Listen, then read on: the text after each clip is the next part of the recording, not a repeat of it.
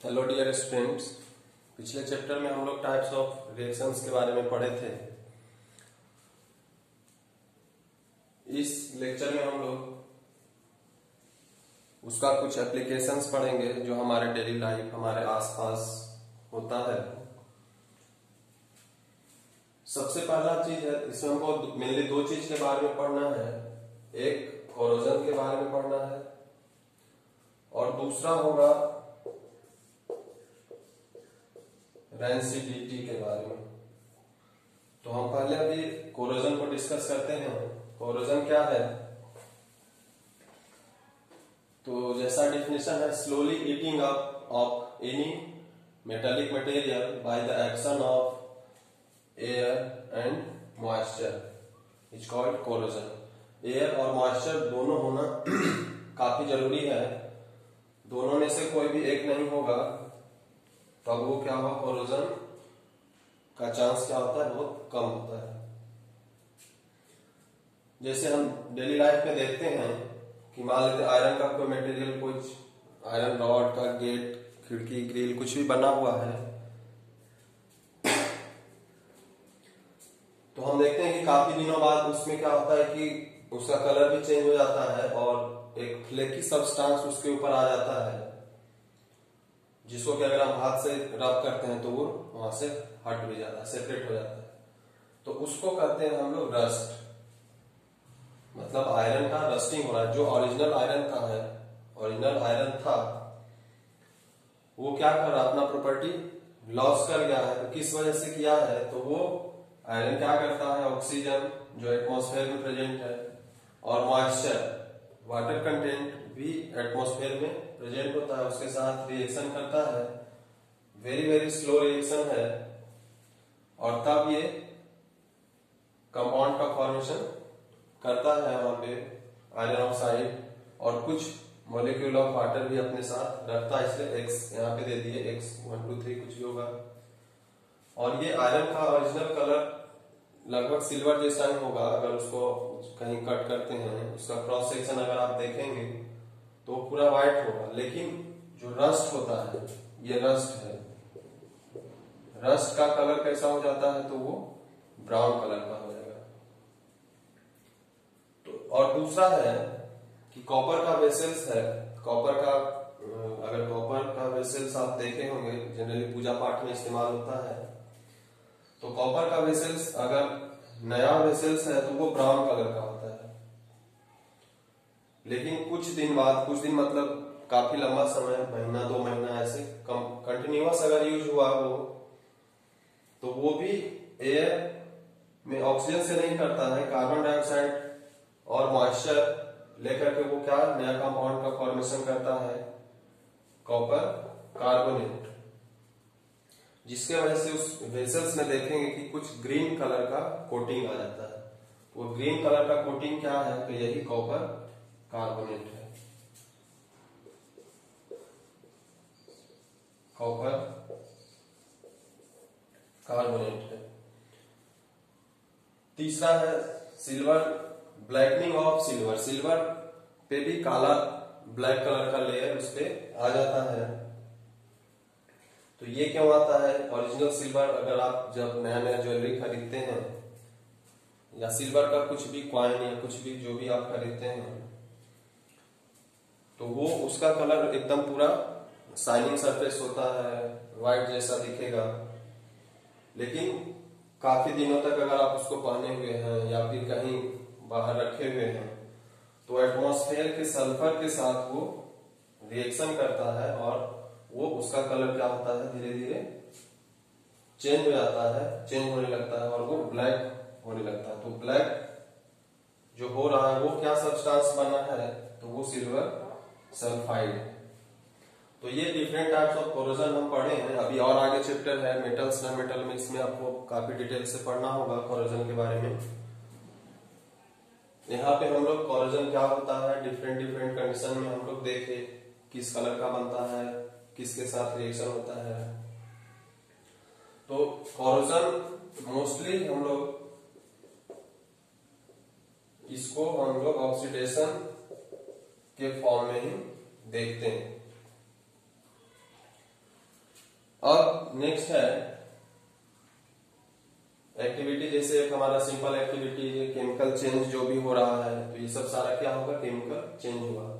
तो उसी तरह से ये तो मटेरियल से रिलेटेड हुआ, लेकिन अब हम देखते हैं कुछ एडिबल मटेरियल से, खाने पीने का सामान है वो सब भी खराब होता है, उसमें भी केमिकल रिएक्शन होता है और वो खराब हो जाता है। तो उस प्रोसेस को क्या कहते हैं और उसको हम कैसे रोकेंगे। जैसे अभी मान लेते हैं ये कोरोजन सब हुआ है आयरन का, तो आप देखे होंगे कि कोरोजन रोकने के लिए आयरन के हम लोग गेट, ग्रिल, खिड़की कुछ भी बनाते हैं, हमारे घरों में होता है, तो हम उसके ऊपर पेंट चढ़ाते हैं। तो पेंट क्यों चढ़ाते हैं, ताकि वो ऑक्सीजन जो भी उसके साथ डायरेक्ट कांटेक्ट में ना आए और हमारा कोरोजन ना हो, मतलब रस्ट का फॉर्मेशन ना हो। तो वो सब प्रिवेंटिव मेजर है, आगे हम मेटल नॉन मेटल में उसको डिस्कस करेंगे। यहाँ पे एक नया टॉपिक है रेंसिडिटी। रेंसिडिटी क्या होता है, जो भी हम लोग fatty food, oily food material is oxidised after some days। जो भी ऑयली फूड मटेरियल, जैसे आप पूरी पराठा कुछ भी ऐसा बनाते हैं या मार्केट में ही ऑयली सब्सटेंस, तो वो आप क्या देखते हैं कि आज आप बनाए, उसको अगर आप रख देते हैं ओपन एटमॉस्फेयर में, तो एक दिन 2 दिन के बाद उसका स्मेल चेंज होने लगता है। मतलब क्या हुआ, अब वो खराब होने लगा। तो वही उसका जो खराब होना, मतलब वो फिर से use not fit for use, तो उसको हम क्या कहेंगे कि वो उसका वो रेंसिड हो गया, रेंसिड फूड उसको कहते हैं, मतलब खराब हो गया। तो रेंसिड फूड हो गया, मतलब उसमें क्या हुआ होगा, वो प्रोसेस क्या कहलाता है, खराब होने का प्रोसेस रेंसिडिटी कहलाता है। तो रेंसिड फूड का मतलब क्या हुआ कि ऑयली फूड जो है वो क्या हो गया, ऑक्सीजन के साथ रिएक्शन कर लिया, यानी कि उसका ऑयली फूड का क्या हो गया है, ऑक्सीडेशन वहां पे हो गया है। तो इसलिए ये क्या हो गया, खराब हो गया, उसका स्मेल चेंज हो गया, नया कंपाउंड बन गया होगा, हमारे लिए हाइजीनिक अब वो नहीं है, अब उसको हम खाने पे हमारे लिए क्या है, प्रॉब्लम क्रिएट करेगा। तो इसका यहाँ पे फूड को हम ज्यादा से ज्यादा दिनों तक चलाएं, तो उसके लिए कुछ प्रिवेंटिव मेजर्स होता है। और टू प्रिवेंट फ्रॉम रेंसिडिटी, और टू प्रिवेंट फ्रॉम रेंसिडिटी। तो रेंसिडिटी से कैसे बचाएंगे, तो यहाँ पे देखिए कि ऑयली फूड ऑक्सीजन के मतलब एटमॉस्फेयर के संपर्क में आने के बाद ही वो क्या हो रहा है, खराब हो रहा है। तो पहला चीज, जब भी हम उसमें कोई भी ऑयली फूड बना रहे हैं, तो पहला चीज है कि उसमें हम बाय एडिंग एंटीऑक्सीडेंट। एंटीऑक्सीडेंट क्या होता है कि प्रिजर्वेटिव मटेरियल, जैसे आप पैकेज्ड फूड अगर आप खाते हैं तो उस पे देखिएगा कि प्रिजर्वेटिव्स आर यूज्ड ऐसा लिखा हुआ रहेगा, मतलब वो प्रिजर्वेटिव यूज हो गया। तो वही फूड मटेरियल अब क्या होगा, जितना उसको नॉर्मल चलना चाहिए उससे क्या होगा, वो ज्यादा दिन तक सेफ रहेगा, मतलब वो खराब नहीं होगा। मतलब क्या हुआ कि वो ऑक्सीजन के साथ वो रिएक्शन उसका होने नहीं देगा। तो वो एंटीऑक्सीडेंट है। जैसे घर में आप बनाते हैं तो आप घर में बेकिंग सोडा होता है, तो बेकिंग सोडा भी अगर कोई ऑयली फूड अगर बनाते हैं उसमें डाल देते हैं, और एक फूड बनाइए ऑयली फूड सेम सब्सटेंस का जिसमें बेकिंग सोडा नहीं डालिएगा, तो बेकिंग सोडा जिसमें डालिएगा वो फूड क्या होगा, थोड़ा ज्यादा दिन तक चलेगा। क्यों, क्योंकि ये एंटीऑक्सीडेंट का काम वहां पे करता है, वो ऑक्सीजन से रिएक्शन होने नहीं देगा, कुछ प्रिवेंट करता है। दूसरा क्या है कि जो भी फूड मटेरियल है हम बनाए हैं उसको क्या करेंगे, preserve in air tight container, air tight container.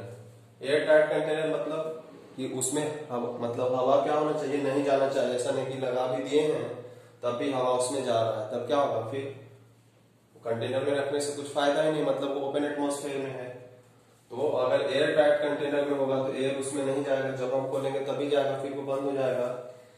तो क्या होगा, वो थोड़ा ज्यादा दिन तक चलेगा। तीसरा चीज है uses of some inert gases in food packaging. Food packaging जैसे आप चिप्स खरीदते हैं, लेज, कुरकुरे, उस पैकेट के अंदर देखते होंगे कि मटेरियल तो थोड़ा सा ही रहता है, ज्यादा एयर ही रहता है। अगर उसको आप खोलते हैं तो उसमें एयर क्यों डाला जाता है, उसका पर्पस क्या है। एयर नहीं डाले तब क्या होगा, तो एयर वहां पे कोई नॉर्मल नहीं होता है, एयर उसमें क्या होता है, तो नाइट्रोजन होता है। नाइट्रोजन का क्या काम है कि वो एक तरह से एंटीऑक्सीडेंट होता है, वो इनर्ट गैसेस जैसा बिहेव करता है। वो क्या करेगा, प्रिजर्वेटिव है, वो उसको फूड को, ऑयली फूड है, उसको खराब होने से क्या करेगा, उसको वो बचाएगा, थोड़ा ज्यादा दिन तक वो उसको प्रिजर्व करके रखेगा। तो ये डिफरेंट तरीका है जिससे हम ऑयली फूड को रैंसिड होने से बचा सकते हैं।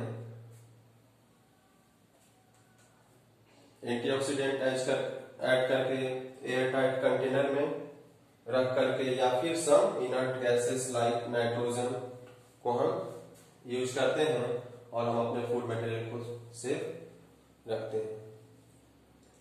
चैप्टर ये यहाँ पे समाप्त हो गया है। अब हम लोग इसका कुछ इंपॉर्टेंट जो इसमें कुछ क्वेश्चन है जो कि यहाँ पे कराना काफी आवश्यक है, जो आपके सीबीएसई बोर्ड एग्जाम्स में वो अक्सर आता है, उसको हम यहाँ पे करवाते हैं। तब तक इसको लिख लीजिए।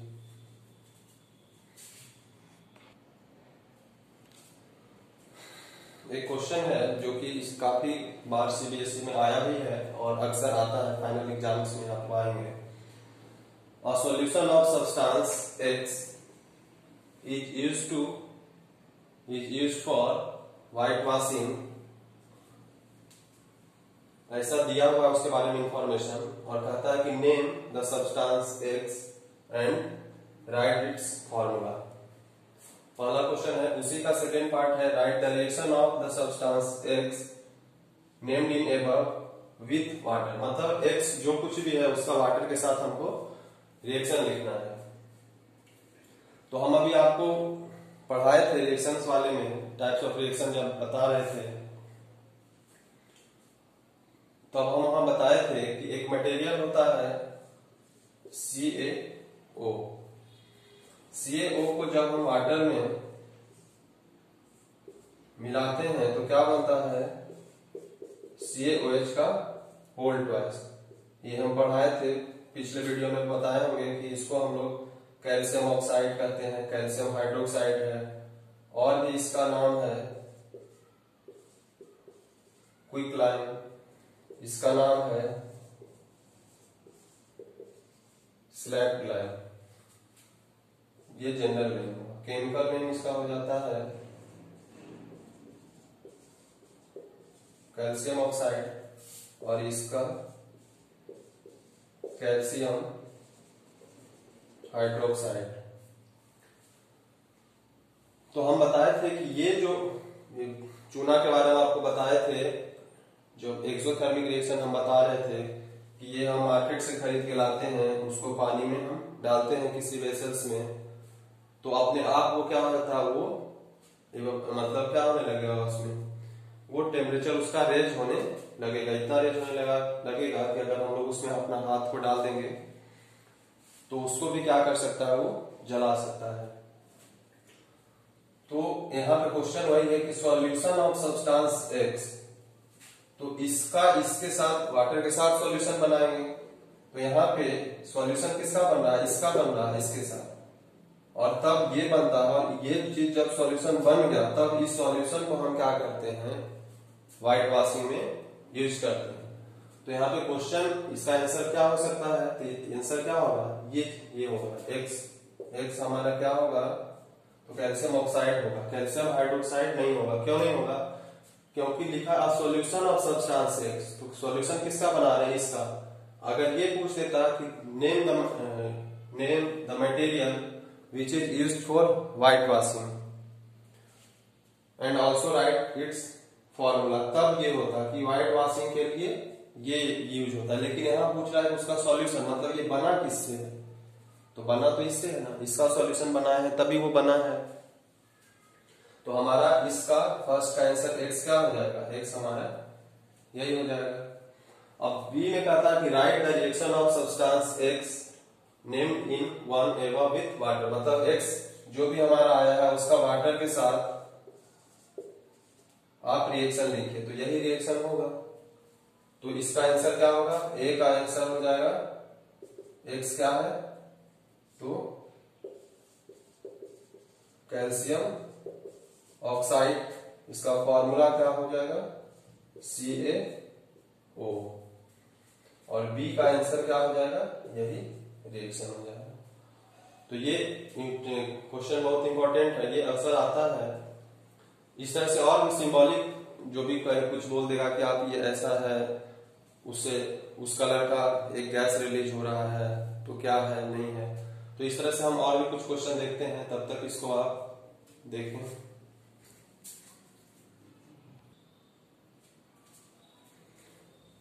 एक दूसरा क्वेश्चन हम लेते हैं, अ shiny brown coloured element x, क्या है हमको नहीं पता है, एक्स हम मान लिए हैं, on heating in air becomes black, ये इंफॉर्मेशन दिए हुए हैं कि ब्राउन कलर्ड एलिमेंट है, उसको अगर हम हीट करते हैं एयर में तब वो ब्लैक हो जाता है।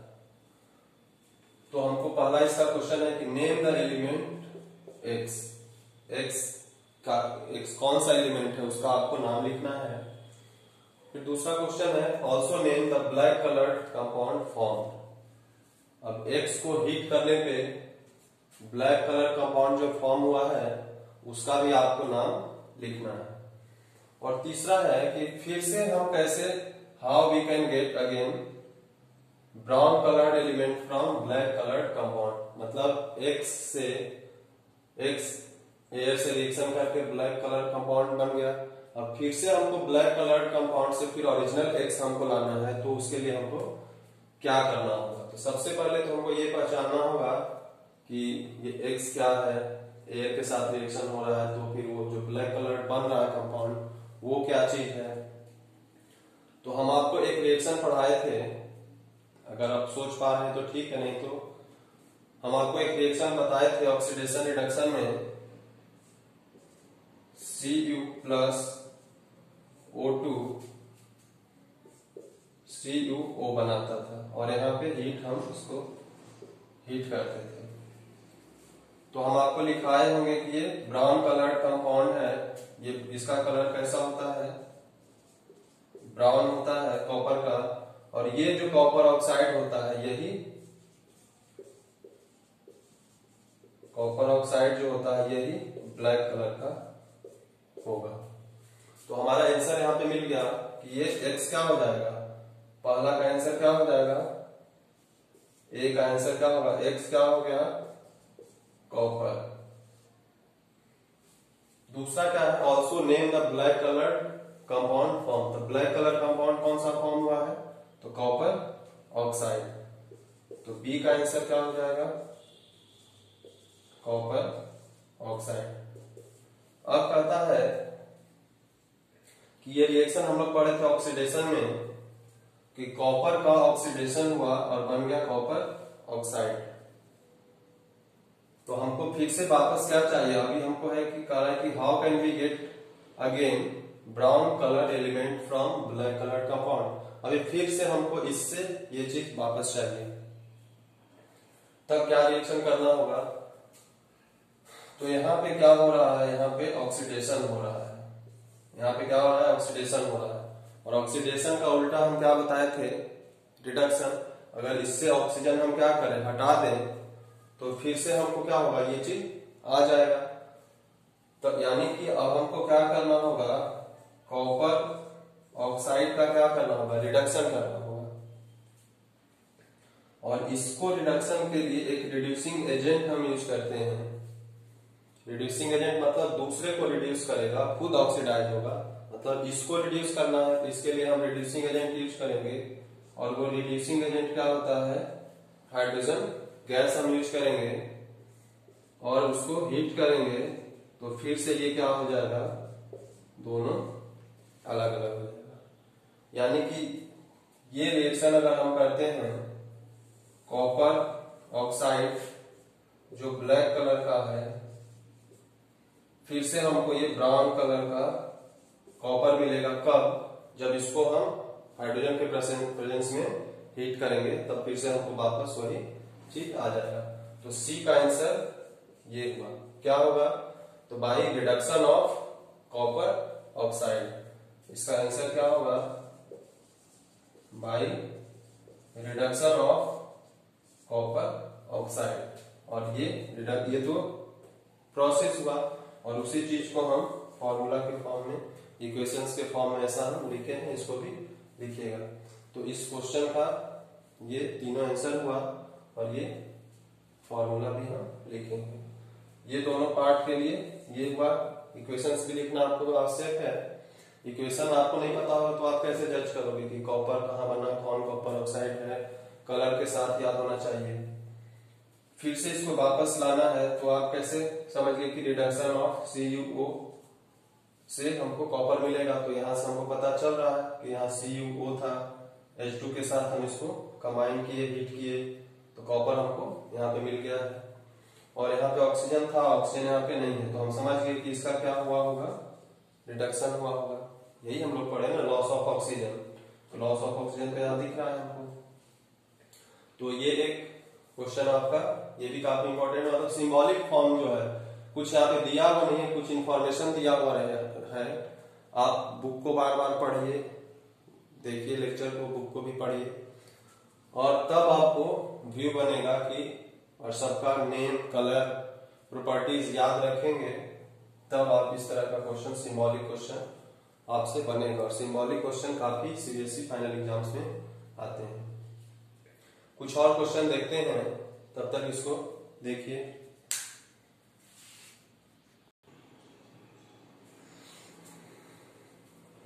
एक क्वेश्चन और है कि in the refining of silver, the recovery of silver from silver nitrate solution involve displacement bye copper metal. और इसका इक्वेशन लिखना है।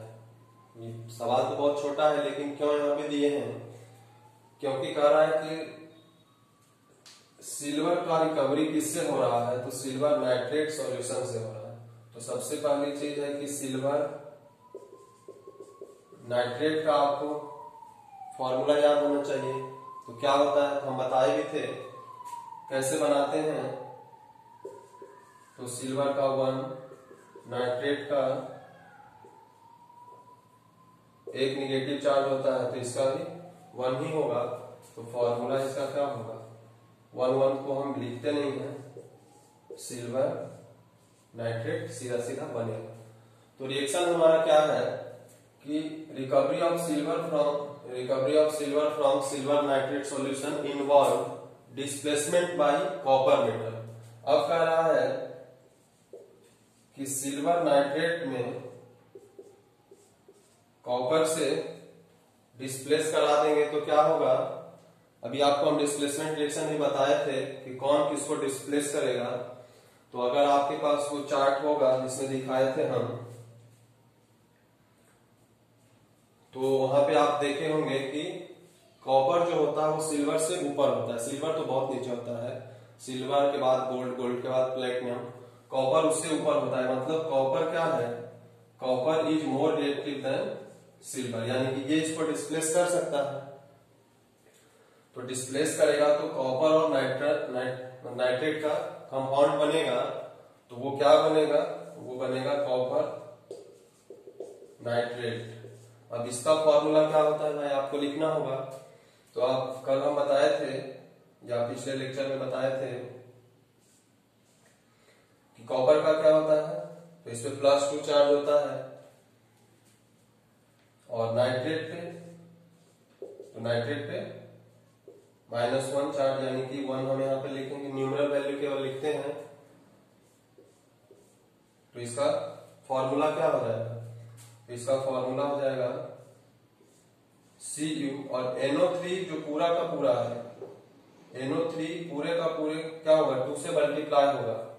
तो हम उसको कैसे लिखते हैं, NO3, और टोटल को हम 2 से मल्टीप्लाई करते हैं। यहाँ कॉपर का 1 है तो 1 लिखेंगे, लेकिन 1 लिखने का कोई आवश्यकता है नहीं। तो यहाँ पे जो कंपाउंड का फॉर्मेशन होगा वो क्या होगा, कॉपर नाइट्रेट और प्लस सिल्वर हमारा क्या होगा, यहाँ पे जो एक्सट्रैक्ट जो हमारा यहाँ पे कह रहा है कि in the refining of silver the recovery of silver, यानी इससे हमको सिल्वर चाहिए, तो सिल्वर हमको मिल गया यहाँ पे प्योर फॉर्म में सिल्वर। तो उसके लिए क्या करना पड़ा, तो कॉपर से डिस्प्लेस करना पड़ा हमको, इसको डिस्प्लेसमेंट रिएक्शन यहाँ पे हो रहा है कॉपर के साथ।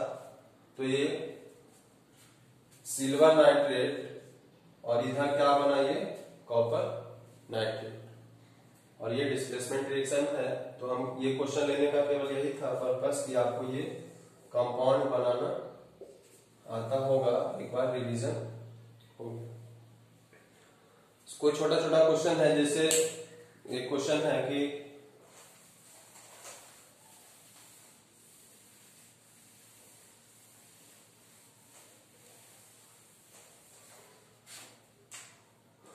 एक क्वेश्चन है कि why we apply paint on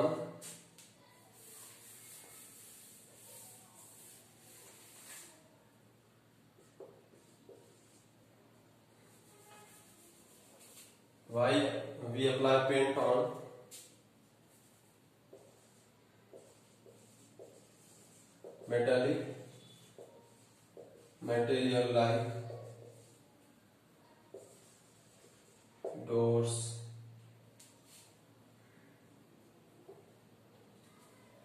कोई मेटेरियल। अभी हम आपको कोरोजन में बताए थे कि कोरोजन से बचने के लिए हम क्या करते हैं, उस पर कभी हम पेंट करते हैं ताकि एयर का कांटेक्ट उसको हम खत्म कर सके। तो इस तरह का छोटा छोटा क्वेश्चन 1 मार्क्स का आपका आएगा, बहुत बड़ा नहीं है, लेकिन आएगा कि वाई भी apply paint on metallic material like door. Paint के जगह पे आपको ग्रीस भी हो सकता है, ऑयल भी हो सकता है, कुछ भी हो सकता है। सबका पर्पस क्या होता है, एक ही पर्पस होता है कि हमको एयर से उसका कांटेक्ट क्या करना है, खत्म कर देना है, ताकि उसका कोरोजन क्या कर सके, हम प्रिवेंट कर सकें। कुछ और क्वेश्चन हम लेते हैं।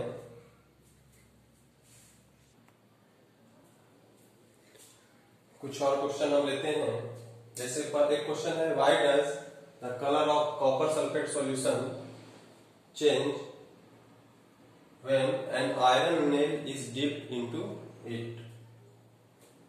मतलब कह रहा है कि कॉपर सल्फेट सॉल्यूशन में अगर हम आयरन का टुकड़ा, आयरन नेल अगर हम डाल दें, तो कॉपर सल्फेट का पहले कुछ कलर रहता होगा, वो कलर चेंज हो जा रहा है।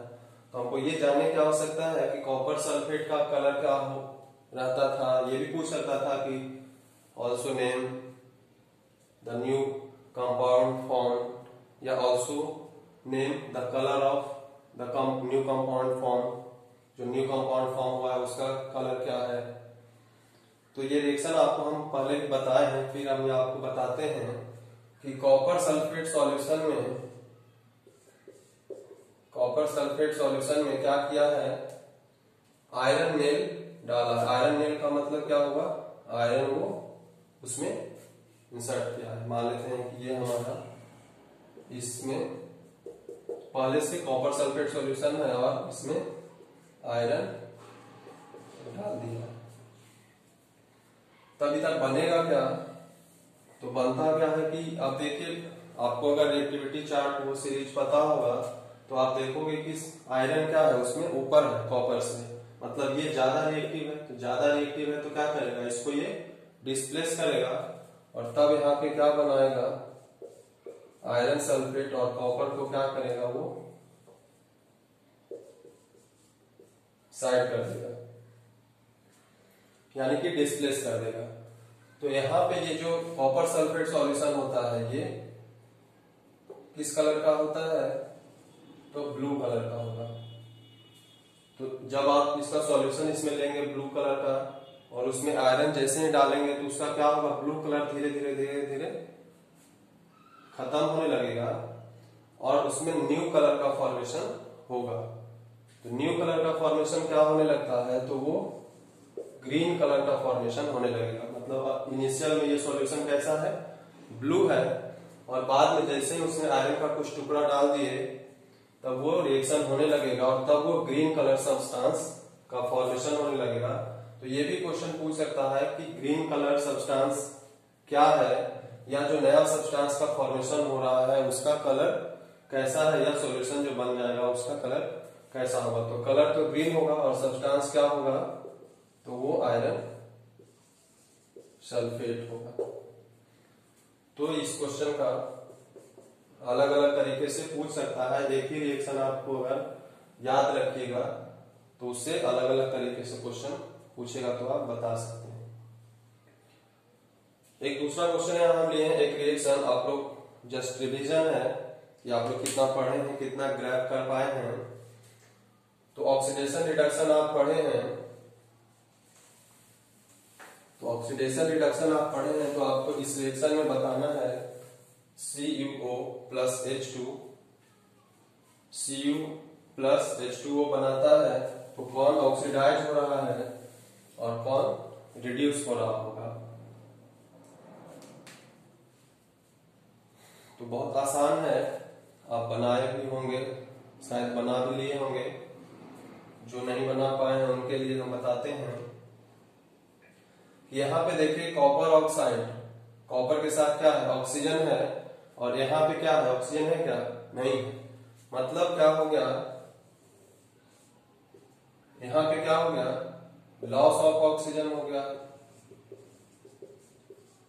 लॉस ऑफ ऑक्सीजन हो गया। तो लॉस ऑफ ऑक्सीजन जब होता है तो क्या होता है, तो हम बताए थे कि लॉस ऑफ ऑक्सीजन जब होगा तो वो रिडक्शन होता है, अगर गेन होता ऑक्सीजन का तब वो ऑक्सीडेशन होता। दूसरा देखेंगे यहाँ पे H2 है, हाइड्रोजन है, और इधर क्या हो जा रहा है, H2O। तो यहाँ पे ऑक्सीजन का है क्या, नहीं है, यहाँ पे ऑक्सीजन है, यानी कि ये क्या किया है, तो यहाँ पे क्या हो रहा है, तो यहाँ पे हो रहा है गेन ऑफ ऑक्सीजन। मतलब ये जो ऑक्सीजन लॉस किया है उसको कौन गेन कर रहा है, तो H2 गेन कर रहा है। तो यहाँ पे इसका क्या होगा, तो इसका क्या होगा, ऑक्सीडेशन होगा। अब इसमें आपको अगर पूछा जाए कि ऑक्सीडाइजिंग एजेंट कौन है,